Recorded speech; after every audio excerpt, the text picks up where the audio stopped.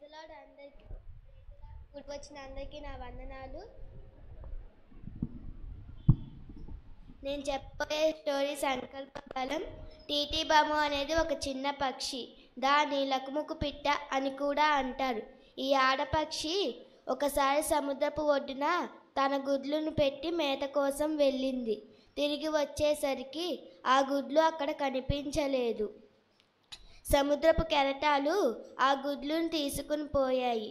గుడ్లు కనిపించకపోవడంతో ఆ చిన్న పక్షి చాలా బాధపడింది. అయ్యో, నా బిడ్డలను ఈ సముద్రం అపహరించుకుని పోయిందే అంటూ చాలా రోధించింది.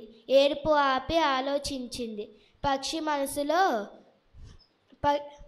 మనసులో ఒక ఆలోచన మెరుపులా మెరిసింది. వెంటనే కార్యాచరణకు దిగింది. సముద్రపు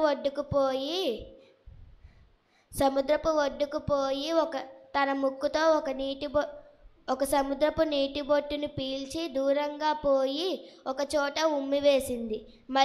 మళ్ళీ సముద్రపు ఒడ్డుకొచ్చి ఇంకో నీటి బొట్టును పీల్చి మళ్ళీ ఉమ్మివేసింది. అలా విశ్రాంతి లేకుండా సముద్రపు నీటినంతా ఉమ్మివేసే పనిలో పడింది. ఈ సముద్రపు జలానంతా పీల్చివేస్తే తన గుడ్లు బయటపడతాయనుకుంది. టీటీబా పక్షి చేస్తున్న పనిని చూసి తోటి పక్షులు హేళన చేశాయి.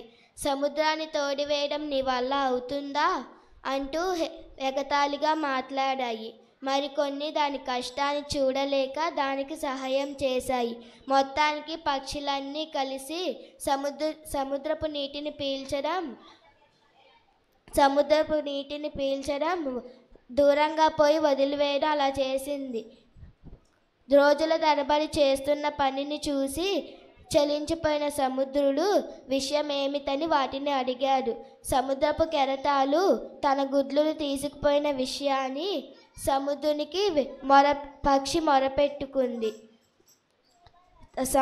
ఆ పక్షులు చేస్తున్న పని పట్ల పట్టుదల సంకల్పాన్ని చూసి సముద్రుడు కరిగిపోయాడు. తన గర్భంలోకి జారిపోయిన గుడ్లను వెతికి ఈ పక్షికి అప్పగించారు. పని చిన్నదా పెద్దదా, అవుతుందా కాదా అనేది కాదు, ఆ పని పట్ల మనం చూపే చిత్తశుద్ధి, పట్టుదల తల్లికి బిడ్డల పట్ల వాత్సల్యాన్ని ఈ చిన్న కథ మనకు అందిస్తుంది.